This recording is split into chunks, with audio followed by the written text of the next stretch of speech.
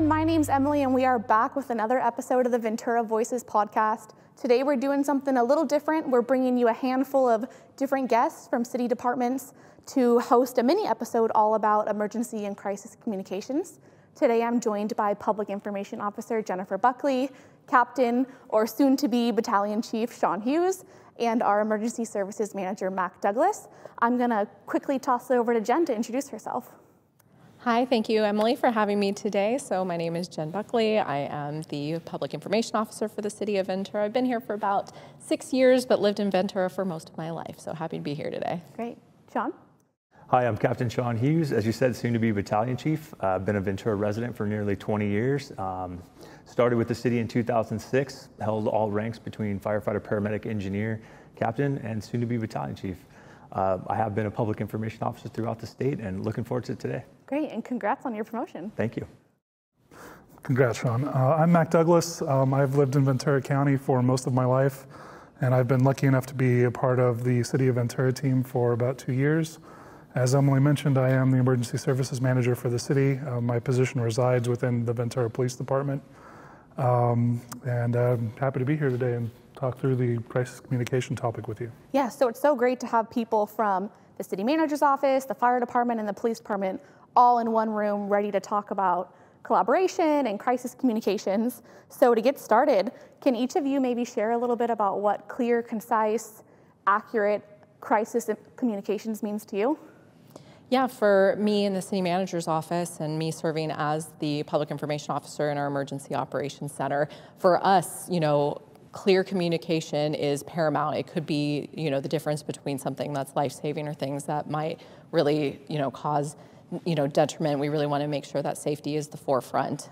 So with that, we have a lot of departments that we do have to coordinate with, whether it's fire or police or public works or Ventura Water. There's a lot of different agencies that we want to make sure that we have consistency and make sure that we continue those life-saving efforts anytime that we need them. So for us, it's really just about maintaining that consistency, just coordinating with each one of our stakeholders and departments just to make sure that our residents are safe. From a fire department perspective, perhaps? For the fire department, it's our mission to protect life, property, and the environment. So the sooner we can get information out, it puts us at a better advantage to provide those safety services. For me, the phrase kind of suggests the process that I have to go through as kind of the nexus of a lot of emergency communications within an incident command or our EOC. For me, I have to gather information that's coming in from the field, do my best to analyze it quickly, and then push that information out. Again, trying to be quick, trying to be accurate, and trying to balance everything, in pursuit of the life safety and environmental protection that Shawn talked about.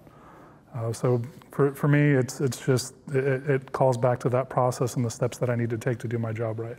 And a big piece of that puzzle in an emergency is so much is coming in the very first stages that you're taking it all in, and you also need to verify and vet all that information. We're trying to get it out fast, but we need it to be correct.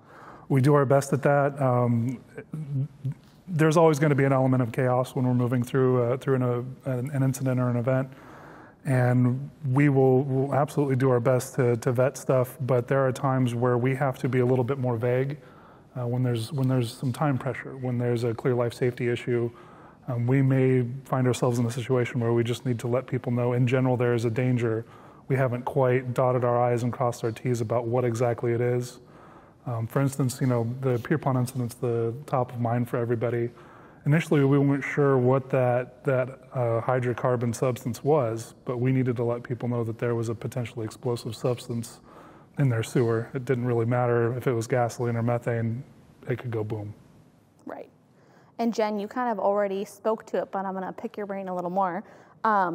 You mentioned that we're a full service city, police, fire, water, public works, parks and rec, all those great things. How do we effectively coordinate communication across departments? On top of that, we also have a handful of first responders. People think police, fire is first responders, but we have others who kind of jump in there and help us out. Yeah, you're absolutely right. Each one of our departments do act as first responders in these incidents. Public Works steps in for, doing traffic control and really helping to coordinate those things for traffic safety, pedestrian safety, what it looks like. Ventura Water, obviously, we have our infrastructure that we have to make sure that we maintain and all of those things for safety. Parks also helps coordinate with that. So they definitely work in conjunction with both of our police and fire departments as first responders. So like you mentioned, they're not really the first to come to mind when we say first responders, but it's all hands on deck anytime we have an incident. I'll also give a plug for within the police department, we have police officers. We also have public safety dispatchers who are also first responders, taking the phone call, triaging information, and kind of sending it where it needs to go. So we have a lot of great employees doing first responder type work. Mac, you briefly already mentioned the Pierpont incident, the Bayshore incident, including the messaging that we kind of pushed out during that incident. As our emergency services manager, when something like that is triggered, what are your first steps? So my role in that sort of emergency is primarily alert and warning and sending out notifications, reference evacuation orders and evacuation notifications. My primary customer set is obviously the people who are going to be directly impacted by whatever the event is, the people that might need to evacuate or need to prioritize getting folks under an evacuation order, or those who might be under an evacuation warning who would need to take steps to evacuate soon. I do have a second set of internal customers where I need to coordinate with, as you mentioned, our public safety dispatchers. I need to coordinate with the operational area level at the county, Sheriff's Emergency Services, so they're aware of what's going on and they can let other public safety access points know what's going to go on.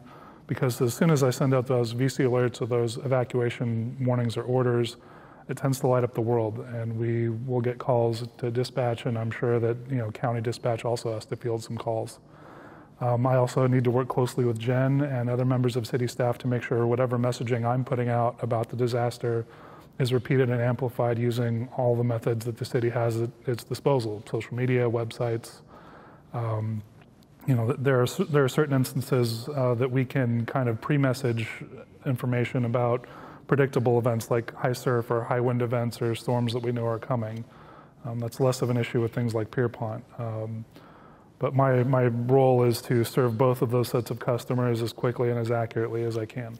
So in that little spiel, you kind of mentioned evacuation orders, evacuation warnings. While I have two first responders here, can you clarify for the public the difference between an evacuation order, an evacuation warning, and a shelter in place? People tend to use those terms interchangeably, but they are different. Shawn, I'll grade you on your answer if you want to give it a try. I think you're the subject matter expert on evacuations. I think you should handle this one. So shelter in place order, just like it sounds, there's a threat in your area that could be police activity, could be a hazmat incident or spill of some kind. You're going to want to stay where you are, fortify your position if you can, and be prepared to stay there for as long as needed until that shelter in place is lifted.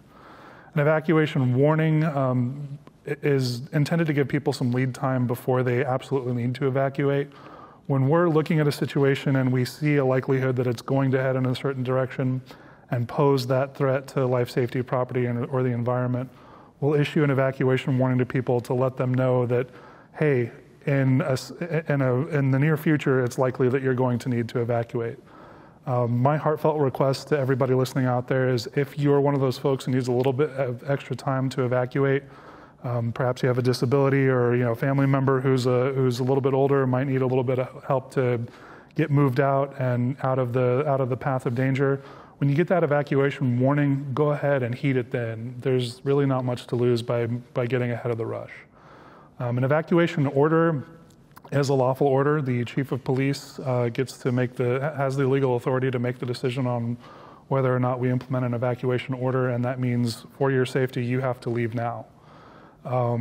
It's critical that people heed those evacuation orders when they do come out.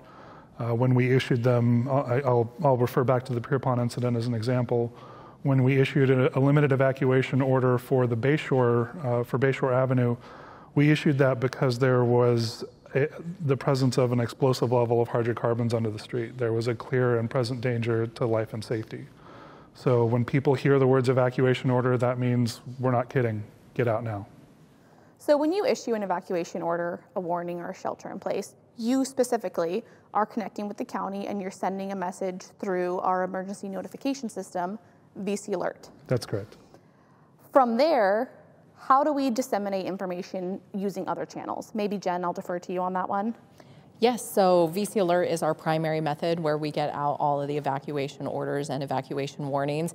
I know sometimes some residents who have signed up to receive VC Alert maybe don't get the alert, and it's all dependent on their addresses. So, and that's coordination with the Emergency Services Manager and informing that with our Office of Emergency Services through the county. And so oftentimes, you want to make sure that you have your address up to date so that you are getting an alert that is specific to your home location. As a supplement to that, we also use our various social media channels to alert folks that there has been something that has been noticed. So we do a variety of things using Nextdoor, using Facebook, using Instagram, all of the suite of social media, but we also have our website, and so we leverage our website in order to have additional details that maybe the alert page might not have, but we use every tool in our toolbox to make sure we have those updates. I'll add to that and say that in the police department's toolbox, we also have the high-low warning system that was used during the Pierpont incident, and that's a different type of siren, I guess you could call it. Rather than a traditional police car siren you might hear if they're going code 3, it's a different high-low type of siren. And if you hear that, that is an evacuation order. That means we don't have time to go door to door. Maybe you're not online, you haven't seen the order, but you hear that noise, that means you have to get out. And then to add further to your comments about social media, we also connect with the news media. How, during an incident, are we connecting with our news media partners to share accurate, timely, concise information? Yeah, thank you for the question, because broadcast media, news media are huge partners for us, especially when we want to get a lot of information out very quickly. So sometimes we might not have the time to write up all of our details. Sometimes they want to hear us, directly delivering some of the latest updates. So, Shawn here has served as one of our sworn, badges or sworn personnel who has been on camera to deliver those critical updates. And something to also, feed in when we do strategize, when we do want to, tap in the media is the media also has their own cycles of updates. So we want to make sure that we are connecting with them in a timely manner to get those updates on their, programming schedules, the 6 p.m. news, any of those things. So we are very thoughtful when we want to make sure that we're setting up a press conference, for example, to really make sure that we are using them to the best of their ability. Great. I would also bring up that one of the pieces of the collaboration that we do with Sheriff's Emergency Services is repeating what we have on our website via VC Emergency, which is one of the better known sites that's out there as far as a clearinghouse for disaster and emergency related information. Sheriff's Emergency Services people hold the keys to that website, but it's an incredibly important factor for us to make sure that we are coordinating what we have on our website and what they have on their website, so there's a consistent single point of truth for the public. Yes, and for lots of different emergencies, fire, flooding, surf, etc., VC Emergency is what is pushed from agencies countywide. So you've likely heard of it, if not on an incident in Ventura, an incident in Camarillo, Oxnard, etc. Shawn, to follow up from a fire department perspective, do you have an example of when communication is critical from your point of view? Maybe a specific example of a fire that you've been on? Yeah, to get back to the alerts and stuff for evacuation orders, it's a lot easier for the community when they see a fire coming at them to evacuate. So when we have things like the Bayshore incident where they can maybe smell something but they don't really see the threat, it's so important for us to get that communication out to them and for the community to kind of adhere to those warnings that we're giving them. When I go out throughout the state for wildland fires and big incidents, communication is critical. We don't have things like VC Alert, so we are actually manning what we call sandwich boards with maps of fire presentations and predicted fire weather, and we stand in front of grocery stores, in front of hardware stores, just to deliver information because it's so vital that the community receives that. Right. So you're doing boots on the ground, one-on-one type messaging, which is valuable when you don't have the resources like social media or VC Alert. Yeah, we actually have public information field is what they're called, and they specifically go out and find high populated areas within those communities surrounding those incidents. And we are doing one-on-one communication with those people and answering as much questions that we can. Great. One thing I actually did want to circle back to, we had talked about how VC Alert, it's super important that you have your address up to date. I just want to add a reminder in there that VC Alert is an opt-in system. So if you don't personally opt in to receive an email, a text message, a phone call, you're not going to get that alert. And on top of registering your home address, if you maybe live in Ventura, but you work in Camarillo, you can register both addresses. So if something happens in Camarillo, you're still going to get the alert around your place of business.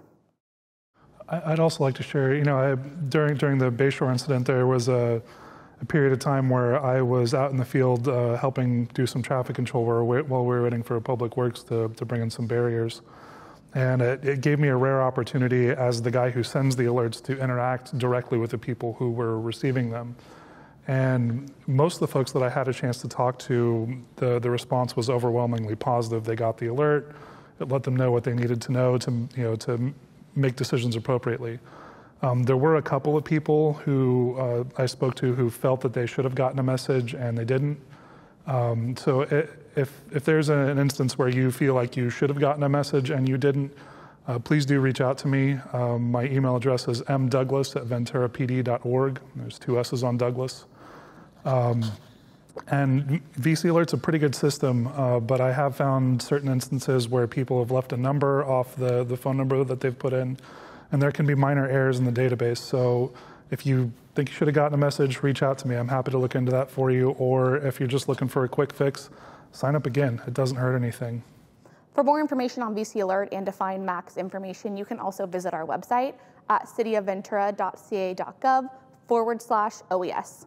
Jen, to follow up even further on highlighting successes, do you have anything you might like to outline for us referencing the Pierpont incident? We've heard lots of different types of feedback from our residents, but I did want to highlight a lot of things that went well during that incident. Yeah, well, we are very fortunate that we were able to evacuate all of the residents very successfully without any injuries or any significant incidences. So for us, going back to the preservation of life and safety, that is a huge win for us in the city. So at least for that regard, we really needed to make sure that we got all of those folks out there in a timely manner. Max, mentioned how we very quickly did not have all of our traffic control and things like that set up. So each one of those departments that we talked about in tandem really rallied together to see how we could really tackle this incident.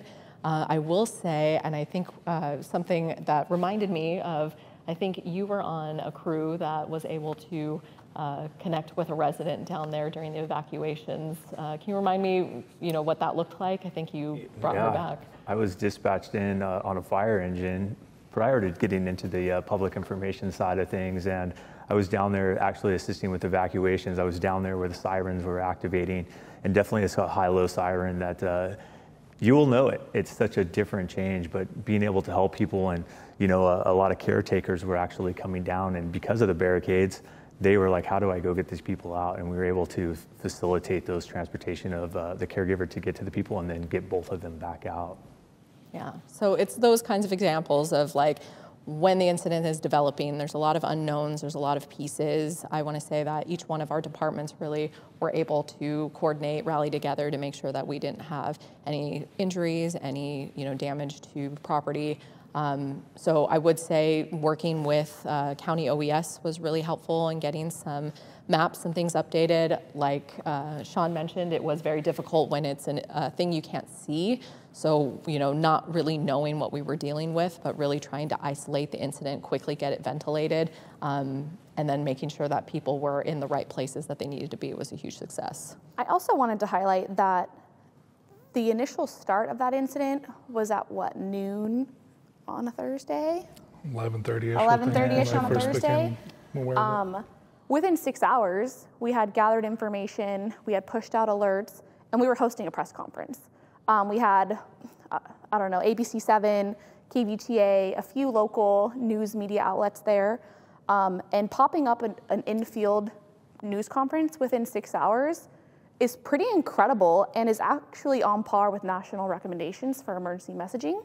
So being able to get information out that quickly, 6 hours, I know it doesn't seem like that's very fast, but there's a lot that needs to be done in those 6 hours to verify information, set up speakers, connect with different outlets and share information. So I wanted to plug that for you too. Yeah, well, thank you. And on top of that, I mean, like we mentioned, it was fast moving. We weren't sure what we were dealing with. There is actually early reports of odors that were up to 6 days prior. Our water team really was not able to find the source.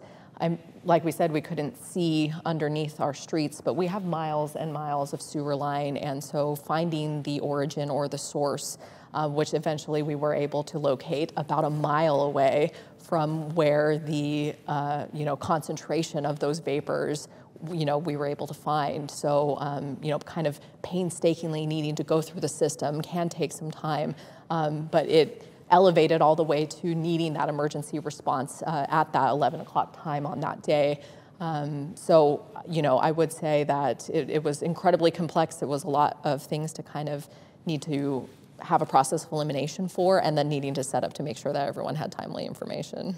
Pulling us away from the Pierpont incident briefly, can each of you maybe give us an example of team collaboration on previous incidents or local emergencies? A few that pop to my mind are, we had a small sinkhole on Victoria last year, 2 years ago, sand berms and high surf on the beaches, flooding during winter storms. None of those incidents kind of reached the level of the Pierpont incident, but all those were local emergencies. Can you outline for us some of the messaging that surrounded those, some of the background work that goes into that? I can give you a really good anecdote about, it was an event with some lead time, but it gave us an opportunity, that lead time gave us an opportunity to do some relationship building with the community. So one of your recently departed, retired colleagues, Battalion Chief Lou Mazzano and I, were dealing with the threat of flooding out at the Ventura Beach RV Park. Those unfortunate folks out there, every time we have a major rain event, they're in scope to flood or potentially flood. And I was the newly hired emergency manager. These people didn't know me from Adam. And it took Lou and I out there working together to explain the situation and building a rapport with Mr. Sabin, the owner of that RV park, to build the mutual trust and honestly a friendship now where, when I show him the flow rates that I'm looking at and the potential for his RV park to flood, it's a much smoother process now where that communication comes from a place of trust and collaboration between VPD, City Fire, and a member of the public. So that's something that I'm proud of and that has worked out well. So relationships are really key in people seeing the information, listening to it, and acting appropriately. Indeed. Not only from the police department, from the city, from the fire department, from other local agencies. Yeah, as we approach fall here in Ventura, typically we start getting Santa Ana winds, and those are big collaborative efforts when we start thinking about things like red flag warnings. Actually, Mac and I were recently talking because there's possible wind events coming up, and we are trying to do our best to prepare and then get that information out as well. Like, hey, there's potential for wildland fires, and we don't want to have backyard fires and things like that during those times. So it's really important for us to push that information out so the community is prepared as well. Right. So a lot of emergency messaging is proactive. We're hoping that nothing happens and we have to react after the fact. We're trying to share information ahead of time so residents can prepare. During a red flag warning, for example, what are some of the top tips that we like to share with residents? Well, like I said, you're not going to have outdoor fires, things like that. We're such a diverse community, is the fact that we have the hillsides up above us and then we have the ocean here, right? So we have threat for wildland and we have threat for large surf emergencies here and things like that. So all of that emergency that notifications that we get, we want to just push it out so the community is prepared for anything. And I would add that I feel like the city does a fairly good job of doing that kind of proactive messaging, but public safety is a team effort. So we can do our best on our end, but we would really ask that the public take the time and make an effort to stay aware of what's going on out there. We'll do our part, but we need everybody to pitch in and maintain a certain level of situational awareness and preparedness. We also have a lot of resources on our website, fire department, police department, city, our different emergency preparedness web pages specific to flooding, specific to red flag warnings, specific to learning about evacuation terminology. So I would also encourage people to just explore our website, know where to go for information. As we wrap up here, did anyone have any final words about emergency messaging? Maybe each of you, what's your number one tip? If someone had to walk away from this podcast with remembering one thing, what would it be? I would say for me, just, using every tool available, right? There's so many different ways to stay informed. We still have VC alert, and then we want to keep that primary, but also know that we too are leveraging every tool in our toolbox. So the more touch points that we do have with the public, the better. So really encourage to familiarize yourself with the way that we get in touch with you. And like we said, cannot stress enough, VC alert is our first and foremost best way to get out evacuation warnings and orders. Yeah, and with VC Alert, obviously, I'm going to use their tagline, if we can't reach you, then we can't alert you. And that's such a true statement. The more information we can get you, the quicker we can get it to you, the better off the community and the first responders are going to be. Well, my colleagues did a great job of driving home VC Alert, but I would add that there are some other free apps out there that the public really should take advantage of. One that comes to mind would be the MyShake app. You can download that on the Apple or the Google Store. That's actually it's an app run by the state that when it's working, it will give you a brief forewarning of earthquakes. Another one that I would recommend downloading is the Watch Duty app. That's a wildfire-focused notification app. It's a fantastic app. Again, it's free, highly recommend it. Again, that's Watch Duty. And I would follow up with Mack Douglass also runs our CERT, or our Community Emergency Response team. And I personally had taken it a couple of years ago, and just, knowing the things and you can be your own first responder in your own community, and making sure that you are helping your neighbors out, or if you come across a car accident or things like that, and maybe our first responders can't get to you, just really equipping yourself to have those trainings or just those awareness on how to, not only save your own life, but maybe even your neighbors. Yeah, thank you, Jen. Yeah, we started that program back up earlier this year in collaboration with the City of Santa Paula, and the response has been overwhelmingly positive. We did 2 classes this year. I'm hopeful that we'll be able to do 2 classes next year, including our first ever Spanish CERT.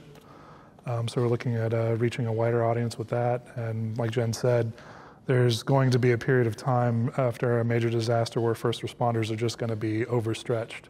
And the CERT class will give you the tools to take care of yourself, take care of your family and your immediate neighbors, and really be an asset to us as first responders more than a liability. So highly recommend that. When we have those classes scheduled, keep an eye on the website and social media for announcements about signups. Great, thank you. So as we wrap up here, thank you all for joining us, sharing your experiences, your expertise. I know that in Ventura, we're really fortunate to have each of your teams leading emergency services. And yeah, thank you guys for being here. Thank you for having us. As we wrap up here, everyone, thank you so much for joining us for another episode of Ventura Voices. We will be sure to link all of these fabulous resources in our show notes, VC Alert, our website, some of the apps that Mack just mentioned, and we hope to see you next time. Thanks.